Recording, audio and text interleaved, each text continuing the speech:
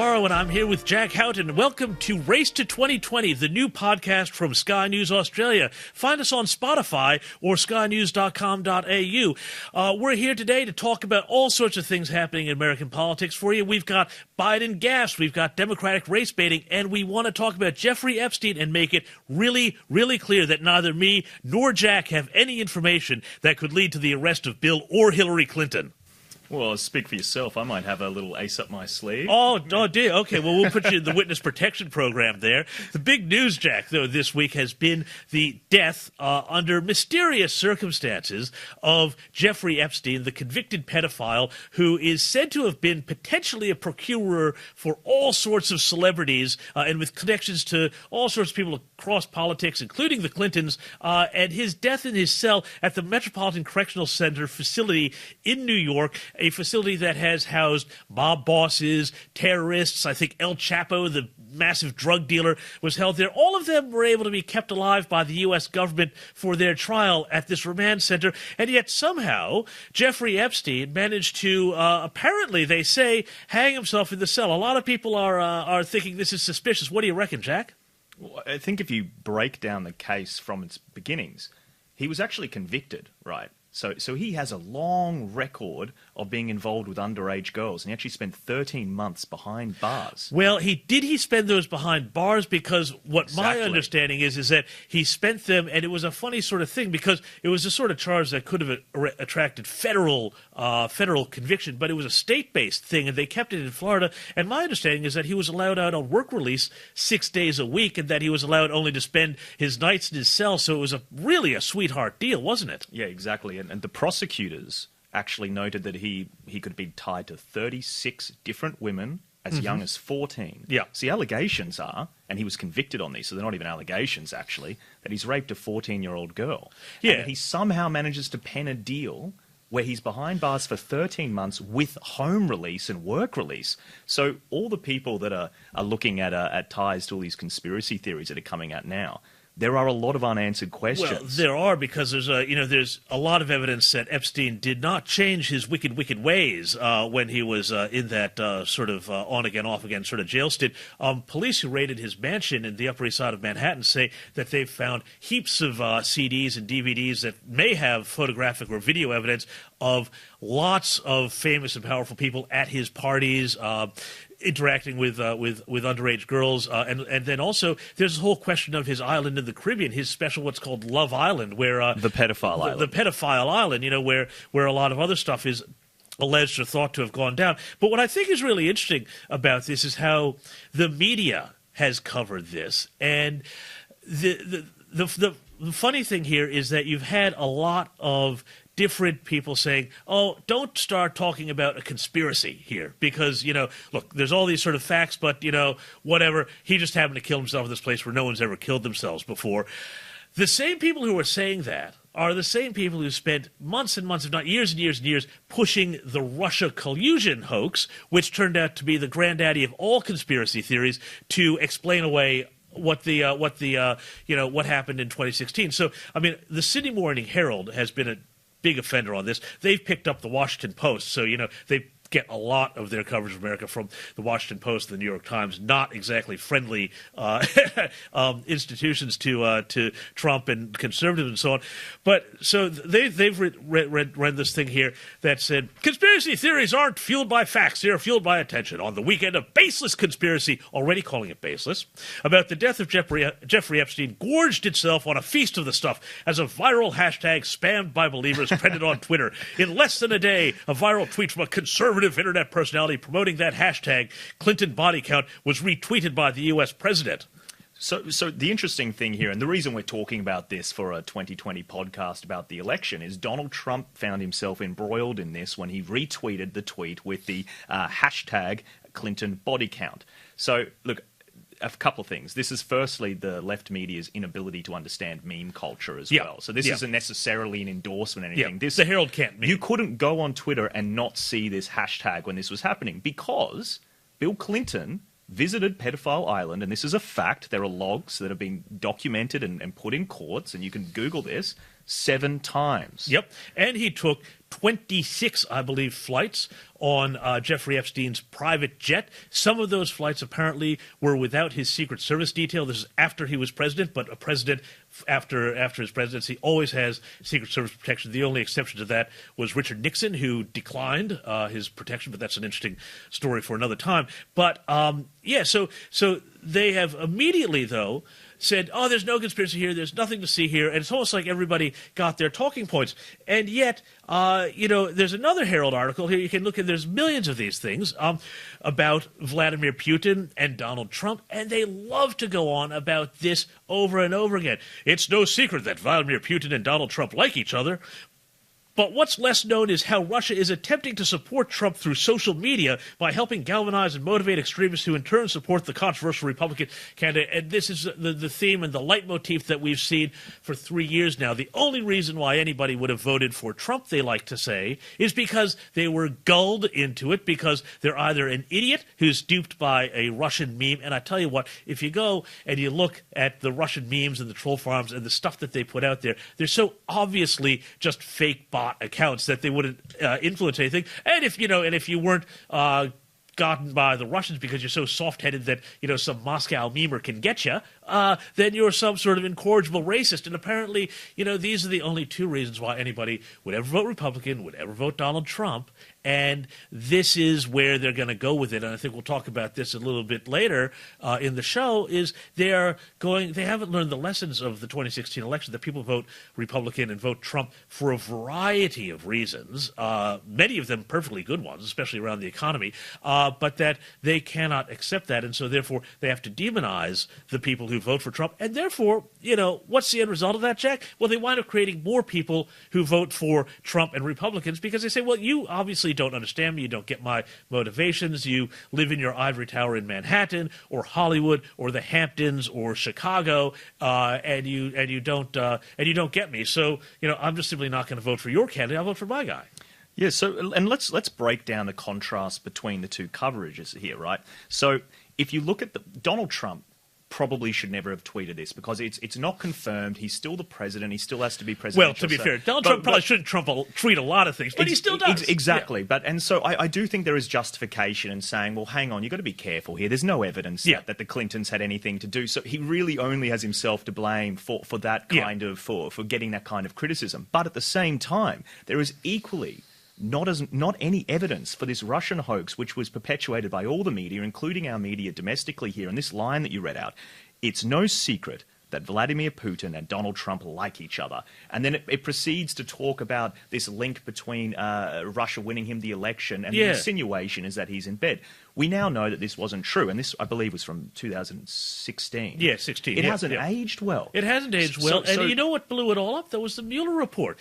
Robert Mueller, the great hope of the Democrats and the left, that this was going to be the thing that would blow up that presidency. And finally, we were promised we'd have Donald Trump in an orange jumpsuit. We'd have, everybody let out of the White House in handcuffs, blah, blah, blah.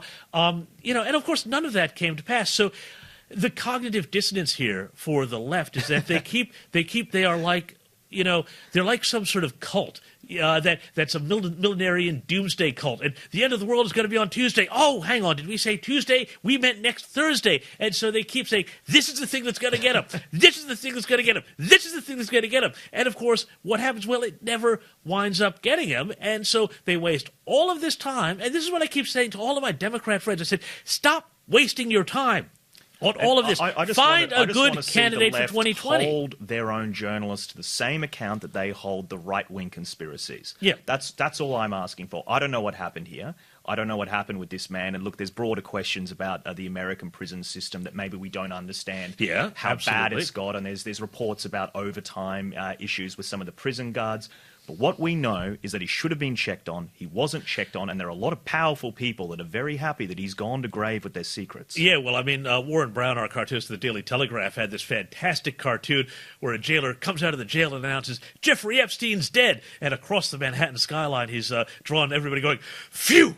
Because so many people were tied to this guy. But there are going to be a lot of questions. The Attorney General, Barr, has said that he's going to have a full investigation of this. And so he should. And so he should, because, people don't commit suicide in this jail. But is that a conspiracy, asking questions and trying to figure? And this is why I'm trying to rationalize this kind of coverage, is saying, oh, if you're suggesting that the Clintons are something, well, there is a link. And there's more than a link. Yeah, of course there is. He visited Pedophile Island. Of course there and is. we know that Bill Clinton doesn't exactly have the best record with women. Yeah, well, I mean, he's no saint. As they used to say about Bill Clinton back when he was governor of Arkansas, they used to say he's a hard dog to keep on the porch. So we don't know what happened, and now we'll probably never know, because without his testimony, we won't know whether anything untoward went on with Bill Clinton or not. We're not suggesting there's that a lot did, of women but... that are coming forward, including an Australian woman in Cairns that says she was there, and then there was another woman that actually says that she was assaulted during a party that Epstein was throwing for Clinton. So the strings will start to unravel. Exactly, but I mean, they will. But it's also, I think, it is a great shame for all the victims of what seems to have been a really huge pedophile ring, that they won't get the justice that they deserve. Now, Attorney General Barr has said that they will, and they will investigate this fully. But it is a tragedy, I think, just from that human point of view, that people who were victims of this guy, Jeffrey Epstein, and all these rich and powerful guys who think they could operate with impunity, that they will never find the justice of getting their day in court and seeing people who abused them stand before the man. And look, the system has let everybody down here by letting him die, because technically he's in the care of the state. Yeah. And no matter how evil somebody is, and I would say this man is about as evil as you can get with some of these allegations that we've heard with the sex trafficking and these women, they still have an obligation to keep him safe, and the obligation extends to the people who deserve truth and their justice. That's what they normally do at this place. I mean, this jail doesn't sound like a very pleasant place from all the accounts, but it also sounds like a place where they make it very, very hard for you to commit suicide. And as I said earlier, they've had World Trade Center terrorists through there. They've had top mob bosses, massive drug dealers, all sorts of people who people wouldn't want to see go to trial, and they've kept them alive and kept them secure in this remand center. And so, something really wrong has gone on here. You can say, is it a conspiracy? Is it a cock-up? Normally, I am the sort of person who says between a conspiracy and a cock-up, go with the cock-up. But that said, we really, really need to know, because there's just too many unanswered questions. Anyway, enough about Jeffrey Epstein. I think we need to shift gears here to the Democratic race here, because this is some great stuff here, and I'm not sure everybody has heard just what has been going on with Joe Biden. Now, Joe Biden was, of course, Barack Obama's vice president. He is right now still the front runner, but a lot of people are asking questions about, does Joe... does he have what it takes? Is he getting a bit sleepy, perhaps? Is he, as the president would say, is he old Sleepy Joe? Is old Sleepy Joe getting a bit tired? When I first heard that nickname, I thought it's not really as good as some of the nicknames that Trump normally just lashes out. Normally, they're very effective. And now I think it's starting to have an impact. Yeah, I think his sleepiness is starting to show. Well, it's a bit of a slow burn, but I think we've got some grabs of some of his recent blunders on the campaign trail.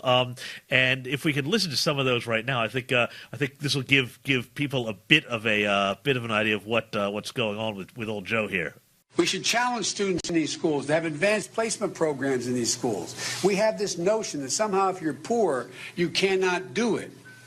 Poor kids are just as bright and just as talented as white kids, wealthy kids, black kids, Asian kids. We choose truth over facts. Your farmers out here can have an entire new life. They can be the first group of Americans to actually get carbon-free environment that they generate. Isn't that great news, Jack, that poor kids, according to Joe Biden, can be just as talented and achieve just as much as white kids? And you could see him on the grab realize that he's just said the most awful thing in the world, and of course it's been spread everywhere. And so he started, or Asian kids, or rich kids, or any other kids, and and if that wasn't bad enough, then we had him with the bizarre line, "Well, we choose truth over facts," and I'm not quite sure what that means, unless it's some sort of like the truth is kind of the vibe of the thing, and then that whole thing about farmers and their carbon deal. I don't even know what he was talking about there. So he's actually it couldn't have been a worse gaffe for Biden because he's actually copying criticism dating back to some of his old policies and were they racist.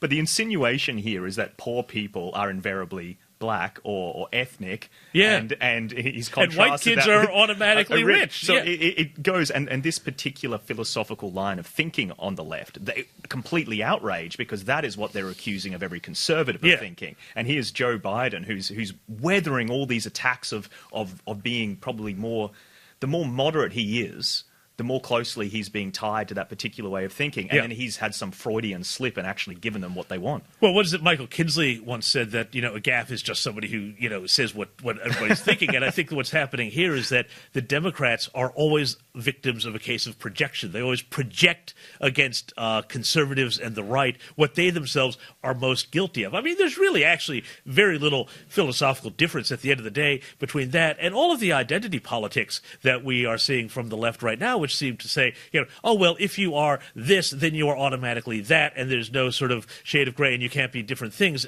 But, there's also the other thing that was, these are just a few of them, but there have been more since then. There was the other day, he was talking about the Parkland shooting in the United States.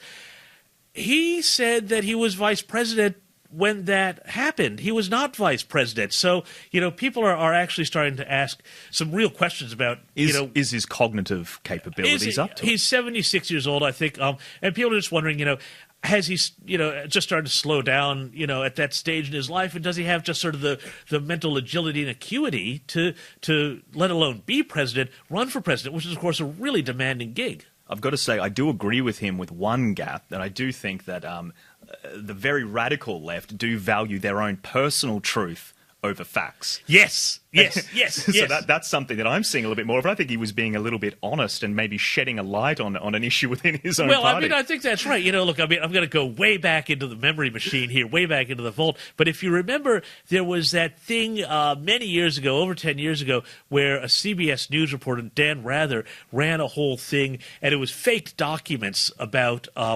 George W. Bush, so the second Bush president, and his service in the Air Force National Guard. And he basically defended it by saying, well, look, the documents were fake, but the report was accurate. So fake but accurate became this kind of thing. Well, it's just a narrative, so the narrative truth, and as I say, it's like the vibe of the thing, it's very much out of the castle here. So look, the facts actually may not stack up, but look, there's a deeper truth to this, Jack, that says, well, look, we all know this is really what they think, so we don't need the evidence. But there you go anyway. So how do you think this is going to play out in the primaries if he can't pull it together, be succinct, demonstrate that his cognitive faculties are not impaired by his old age? Do you think it's going to hurt him? And do you think some of these people that are creeping up on him in the polls are going to have an advantage if they are constantly outperforming him in debates and he's constantly gaffe-prone? 100%. Look, the basic thing is that people have been parking their preference, I think, with Joe Biden, just simply because, safe pair of hands,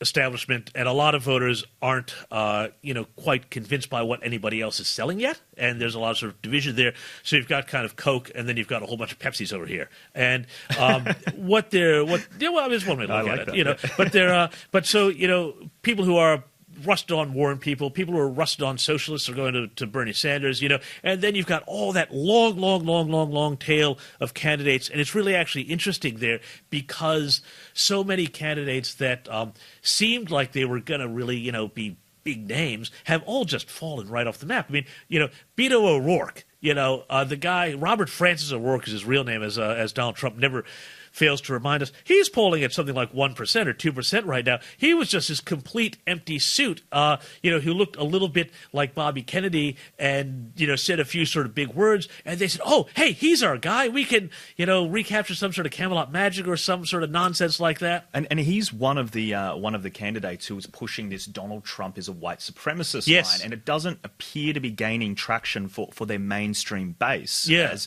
Well, I guess maybe their base is more sympathetic to those kind of calls because we're seeing it's becoming more commonplace, and we can go a little bit into that. But look, this is the real thing that we're starting to see here, Jack, is that the Democrats clearly are going to push a very racially divisive strategy, and they are essentially going to try and make everybody who supports Donald Trump as basically as bad as Klansmen, and say you are this bad because this is all you do. Donald Trump is a terrible, horrible racist, and therefore anybody who supports him is too. We've seen some interesting, actually kind of sinister stuff here out of this. So now what they're doing is one strategy on the far left is they're trying to basically shame anybody who supports and votes for Donald Trump to raise the cost of being a Trump supporter. There was one guy in Texas, his name is Julian Castro, congressman down there. What he did, he went through the federal election records, and all these things are public in the United States, as well they should be, because you really do want transparency in your campaign finance system. The other thing that they do in America, which they don't do here, you have to be a citizen to give money to a campaign. I think that's also a really good reform, which we probably should look at in Australia. But let's get up, and they don't have get up. So let's that's probably the third thing that's in their favor. But that said, though, so. This guy went, he found all the people who were maximum donors to Trump in his area. And then he put them out on a website just with sort of a, hey, look, just everybody should have a look and see who these people are. He also them, I believe. He put their work addresses, he said their work here, and people who own businesses. Yeah. And so, said, oh, this guy, Jack Houghton, he owns Houghton Hardware Store, whatever, and so they say, and then he said that people who give money are fueling a campaign that calls Hispanic migrants invaders, and he went on and said a whole bunch of other stuff. So there's actually been a lot of backlash against this because people have said, this is a really bad strategy because it's, number one, empowering radicalism. Number two, it's not fighting fair because, we've seen how the far left in America operates. We've seen Antifa protests and, what the other day, a bunch of demonstrators were outside Mitch McConnell's house screaming and saying all sorts of horrible things. We've seen all of those cases of people connected with the Trump administration having crowds swarm them at restaurants, things like this. This is not the road to a civil politics. The Democrats say Trump has made things uncivil, and yet there he is making things more. There they are making things more uncivil. And then what's interesting too is that you've now seen a real backlash against it. So, for example, there was one place that was a barbecue joint in Texas, and I mean anybody who's been to Texas knows that barbecue in Texas is so great. One of these guys was a barbecue stand owner, and he had lines around the block from people who said, no, I'm going to come and support this guy because, he's being called out unfairly. So I think, there is a corrective thing here, but it's not going to play well for the Democrats who just need to come up with a good strategy and a good candidate. No, I couldn't agree with you more. I think the other point to make is this particular tweet, it's alienating half the population 100% who voted for Trump. 100%. And it's saying that they are part of a racist campaign. So do you think if you're a Democrat and you're trying to win the base back, you're trying to get the moderates to vote for you over Trump, do you think a great strategy is to tell everybody that voted against you that they're racist? Of course not. And what they can't do is they can't say, hey, we've got something that's going to help the economy, because all the Democrat economic policies are hugely taxing, revolutionary left-wing stuff. They're talking about eliminating private health insurance. They're talking about the Green New Deal, all of this stuff. And people care about their economics. People, at the end of the day, they've got to pay the bills, and they do not want these sort of revolutionary politics. And the other thing that they don't want, though, is with an issue like immigration, for example, which is a complex issue, and it's the same in Australia. It's a complex issue, and there are around the margins a lot of people who hang out that are a bit unsavory, but it's an important debate to have. And what they are saying is you simply cannot have this debate, and if you do not support what they essentially get down to, which is a full open borders position, which they talked about at the last debate. We will not criminalize entering the country illegally, and we will give health insurance to people who have entered the country illegally. I mean, if you can't talk about why those two things together are an insane idea, and if you do say that you're a racist, well, nobody's going to take you seriously. Yeah, can we get into that a little bit more in depth? I think this is a really interesting central part of what the election campaign is actually going to be. In Australia, both sides of politics, both Labor and the coalition, they broadly have a various agreement that we need strong border policies. Correct. So our Prime Minister, I think back in 2013, launched Operation Sovereign Borders. Which was when he was Immigration Minister. When he was the Immigration Minister. And then he started turning back the boats. At the time, Labor was fiercely opposed to this, but Anthony Albanese since came out and said, look, Labor was wrong to oppose it, and we're now going to take this, we will keep doing it. There's speculation on whether Labor actually would support it if they ever won government. But there is still that broad consensus. There's not as big a gap. In America, why do you think there is such a broad philosophical gap to the notion that borders need to be protected on the right? And then on the left, there's this notion that borders should be not only open, but it's racist to have any kind of border policy, and this notion that you should also then have free healthcare and all these social security nets whilst simultaneously having open borders. I don't see economically how that's possible. Of course, it doesn't work at all. You've got to pick one. You've got to, and there's a bigger point, though, Jack, just to make about that, and the Australian example versus the American example is that in Australia, you can have a really large immigration intake and a pretty multicultural country, but people are broadly very accepting of that because everybody who's come in, we know who they are.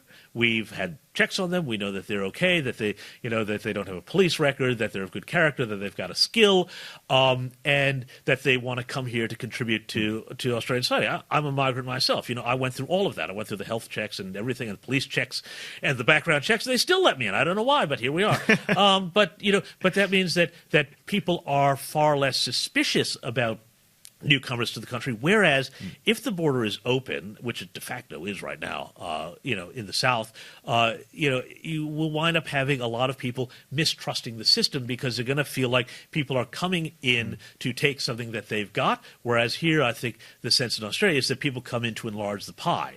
And the radical left in the United States, they are very, very distrustful of the whole idea, actually, even of the nation state. Like the nation state to them is just, this horrible thing that caused World War I and World War II. So why would you even have that? A nation state is by definition exclusionary, so therefore it's bad. They are so far further down this radical philosophy of, radical equality, radical inclusion, and radical wokeness that, that you just simply can't have a conversation with them. They just simply say, well, you're a horrible person. And so therefore, if you support there being border checks, then you might as well be a Nazi, which most people just say, well, that's insane.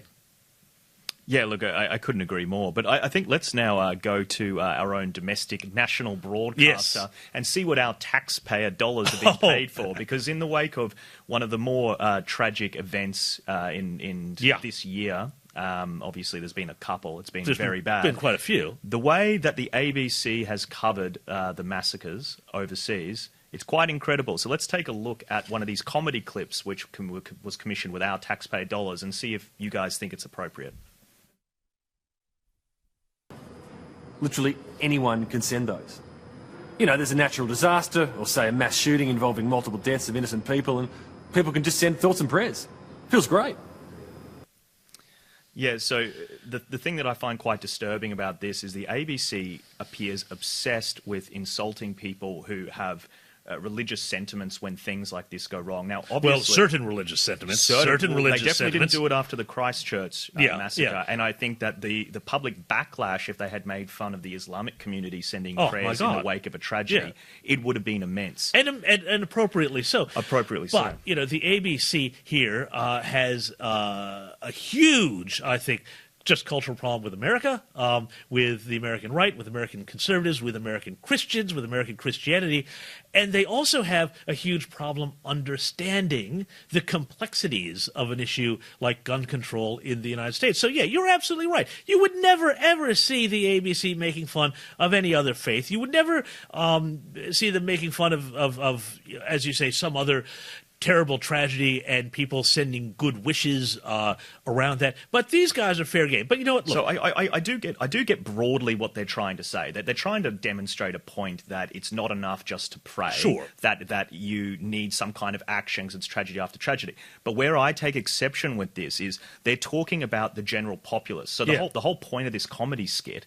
Let's put that in quotes there. Comedy skit, which I just find completely disgusting because they're talking about. I mean, are there any more disturbing words in the English language than new ABC comedy. I mean, honestly. There has to be some kind of distinction between US legislators and then people that are disgusted. They're trying to rationalize and contemplate this tragedy, and they find some kind of comfort in praying to their particular deity. And we're going to sit here and mock that in the wake of this tragedy? Because it's also a sign of solidarity, a sign of solidarity with victims. I noticed Premier Gladys Berejiklian, she's released a thoughts and prayers in relation to the attack here in Sydney yesterday. This is, look, yes, it can become a little bit PR-y when politicians use it. Of course. But they're attacking the general populace who are just simply trying to figure out what's happened, and they're trying to pray. And there's also, I mean, like, there's an attitude at the ABC, and with a lot of people in Australia, actually, I find, to be honest,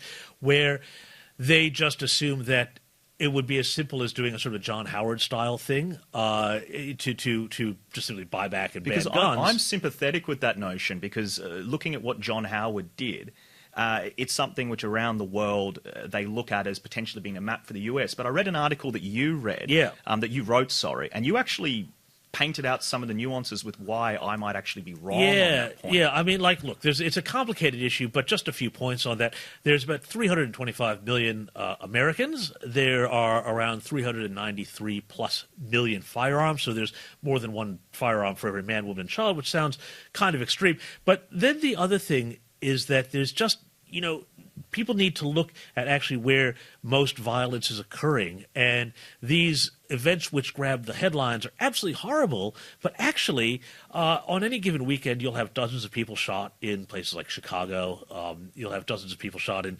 other metropolitan areas. And these mass shootings are a tiny, tiny, tiny fraction of the homicides that are committed in the United States. And so really, unless you're talking about disarming, and I don't know how you would go about doing that, whether it's in, cattle ranchers and people out in the bush and in rural country America who do think they need their firearms for a variety of reasons, managing their land, or people, in cities who have them either for purposes nefarious or not, the disarming would be just very, very difficult because there wasn't a registry that's, there's so many different reasons why that sort of solution doesn't work. What do you think of what President Donald Trump is proposing in terms of strengthening flagging laws? Yeah. If they actually are strengthening, there's been some suggestion, obviously, that they're already in place, but it would be better connecting the information resources to flag individuals.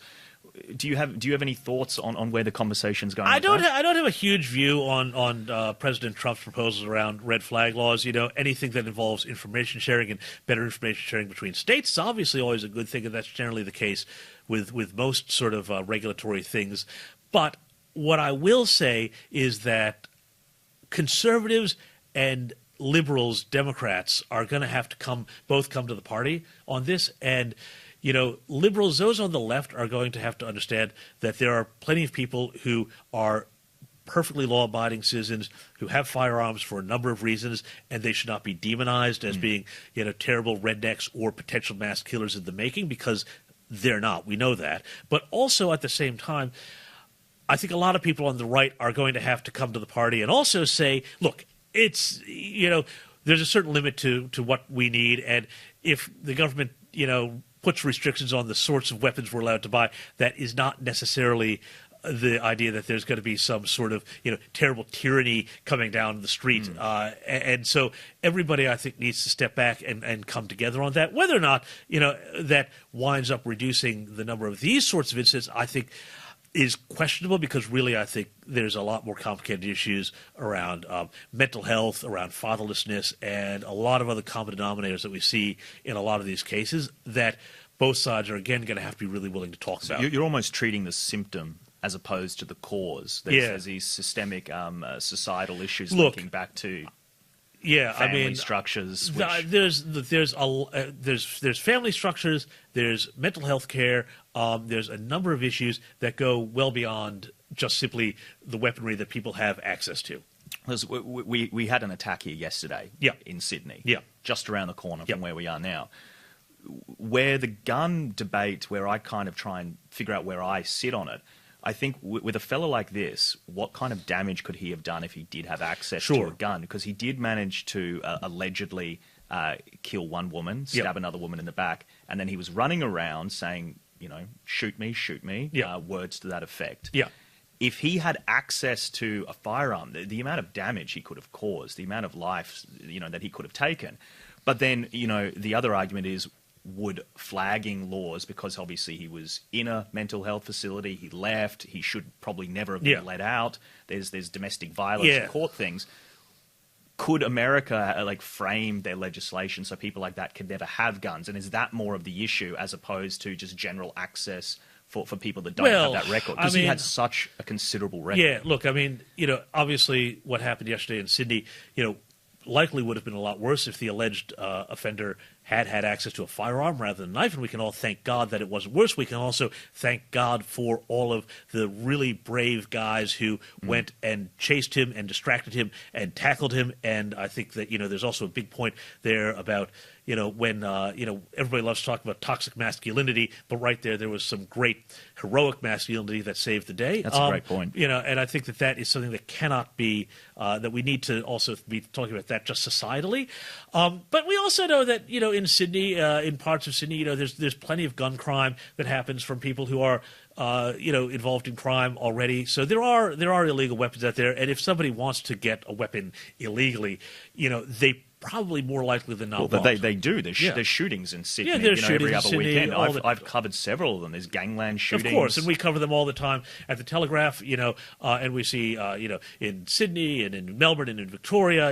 We had somebody shot at a police car with a shotgun the other day. We've seen this sort of thing happen. So laws only go so far to stop criminality. The real thing is, ensuring that criminals are behind bars and ensuring that people who are mentally unwell get the treatment that they need.